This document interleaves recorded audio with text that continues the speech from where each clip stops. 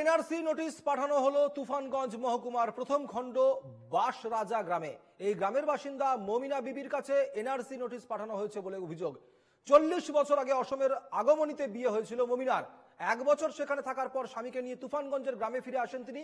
তার কিছুদিন পর স্বামী ছেড়ে চলে যায়, আর অসম যাননি তিনি। পরবর্তীতে ফের বিয়ে করেন মমিনা। 2024 সালের অক্টোবরে প্রথম এনআরসি নোটিশ পান। তারপর আরো দুবার নোটিশ পাঠানো হয়। এই নোটিশ 3 বার নোটিশ পাঠানো হলো, একবারও হাজিরা দেননি তিনি। বুধবার বক্সিরহাট থানায় পুলিশ তার বাড়িতে গেলে বিষয়টি প্রকাশ্যে আসে।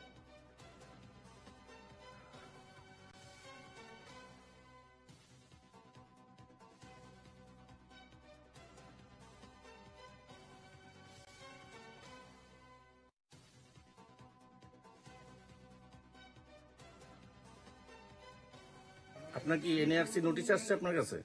যাচ্ছে তো। কবে আসছে? 3 মাস আগে একটা আসছে, আর 1 বছরের মধ্যে মনে করো 3টে আসছে, একটা হারাইছে আর 2টে আসছে। আচ্ছা, কালকে এসে কি বলছে? কালকে এসে বলছে যে বলে তোমার ধুবড়ি যাওয়া লাগবে। হ্যাঁ, আসামে বিয়ে হয়েছে। কতদিন আগে হয়েছিল? বিয়ে হবার না হলো 40-45 বছর হয় ওই জায়গায়। ওখানে কি কোনো ভোটার কার্ড বানাইছিলেন? কিচ্ছু হয়নি। এখানে আপনার ভোটার কার্ড আছে? আছে, ভোটার কার্ড, আধার কার্ড সব আছে? সব আছে। আসামে কতদিন ছিলেন? 1 বছর। 1 বছর ছিলেন। আপনি কি স্বামী ছেড়ে দেয় আপনাকে? তারপরে স্বামী নিয়ে জায়গায় আসে পরে স্বামী ছাড়ি দিয়ে গেছে। হ্যাঁ, যাবার পরে আমি কিছুদিন সংসার করে খাইছে, হ্যাঁ ছাড়িয়ে গেছে, তখন আবার আমি বিয়ে করছি এই জায়গায়। এখানে আপনার আবার বিয়ে হয়? কারণ আমাদের এলাকায় মমিনা বিবি, যিনি বিবাহ সূত্রে আজকে থেকে প্রায় 40 বছর আগে ধুবড়ী জেলার কোনো একজনের সাথে তার বিবাহ সূত্রে সেখানে গিয়েছিলেন, কিন্তু সেখানে 1 বছর থাকবার পরে তিনি আবার পুনরায় বাপের বাড়িতে ফিরে আসেন। ইদানিং আমরা দেখছি যে তার কাছে পরপর 3টে নোটিশ করা হয়েছে।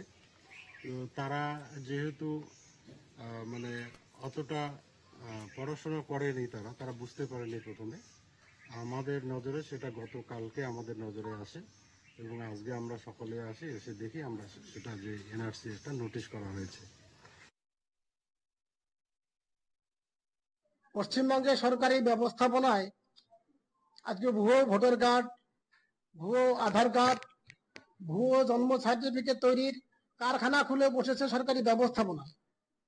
এখানেও দেখতে হবে আজকে পশ্চিমবঙ্গ এবং কুচবিহারের বিভিন্ন জায়গাতে আজকে যেভাবে এনআরসি নোটিশ নিয়ে তৃণমূল লাভালাভি করছে, রাজনীতি করছে, তৃণমূল সরকারের ব্যবস্থাপনা, সরকারি ব্যবস্থাপনায় ভুয়ো নোটিশ কিনা এটা আগে দেখতে হবে।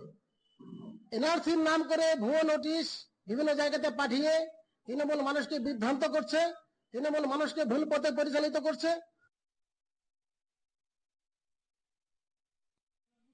অমিতের কাছে। অমিত, কয়েকদিন আগেও আমরা দেখেছিলাম কোচবিহারে একজন ব্যক্তি, তিনি বহু বছর আগে অসমে কাজ করতে এসেছিলেন এবং তাকেও এনআরসি নোটিশ পাঠানো হয়েছিল। আবারও সেই একই ধরনের ঘটনা আমরা দেখতে পাচ্ছি। এবার মমিনা বিবির সঙ্গে সেই একই ধরনের ঘটনা ঘটেছে। সবকিছু মিলিয়ে এনআরসি নোটিশ নিয়ে কি মানুষের মনে বিভ্রান্তি ছড়াচ্ছে? একদমই শুভেন্দু, দেখো তোমাকে ইতিমধ্যে জানিয়ে রাখি যে কোচবিহারে কিন্তু উত্তম কুমার বজবাসী এবং তারপরে কিন্তু মাথাভাঙ্গার কিন্তু বলেছিলেন যে তিনি এই দুজনকে এনআরসি নোটিশ আসার পরে কিন্তু আবারও কোচবিহারে এনআরসি নোটিশ হলো তুফানগঞ্জে। মূলত যেটা জানতে পারছি যে তুফানগঞ্জের প্রথম খণ্ড বাসরাজা গ্রামের বাসিন্দা মমিনা বিবি, তিনি কিন্তু গত 40 বছর আগে কিন্তু আসামে কিন্তু বিয়ে হয়েছিল এবং সেখান থেকে কিন্তু প্রায় 1 বছর পর স্বামী পুত্রকে নিয়ে কিন্তু তারা তুফানগঞ্জে চলে আসেন এবং এইখানেই বসবাস করছিলেন। মূলত 1 বছর পরেই কিন্তু তার স্বামী তাকে ডিভোর্স দেন এবং চলে যান এবং আবারও কিন্তু তার কিন্তু এখানে বিবাহিত হয় এবং জীবনে বাচ্চা কাচ্চা নিয়ে থাকেন। মূলত যেটা জানতে পারছি 2024 সালে কিন্তু এই এনআরসি নোটিশটা আসেন অক্টোবর মাসে। তারপরে কিন্তু 10 তারিখে কিন্তু 2024-এর 10 তারিখ যে অক্টোবর মাস হচ্ছে সেই সময় কিন্তু তাকে দেখা করতে বলছিল সেখানটা গিয়ে। মূলত তিনি কিন্তু সেখানটা যায়নি এবং তারপরেই কিন্তু বিভিন্ন ধরনের তার কাছে আবারও নোটিশ আছে এবং গতকাল যেটা দেখতে পাওয়া গেছে যে কোচবিহার যে লোকাল পুলিশ রয়েছেন, প্রশাসন তার বাড়িতে যান তার খোঁজখবর নিয়ে এবং সেখানটা গিয়ে তার কিন্তু দেখতেন আপনারা গিয়ে আসামি এনআরসি নোটিশের ভেরিফাইতে গিয়েছিলেন, যদি না গিয়ে থাকেন তাহলে কিন্তু সেখানটা যান এবং গিয়ে ভেরিফিকেশন করে আসুন, নাহলে কিন্তু পুলিশ এসে অ্যারেস্ট করে নেবে।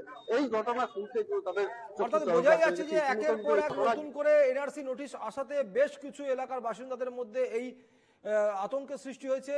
যারাই আসামে কাজ করতে গেছিলেন তাদের বেশিরভাগ লোকের কাছে কিন্তু এই এনআরসি নোটিশ আসছে। অনেক ধন্যবাদ অমিত।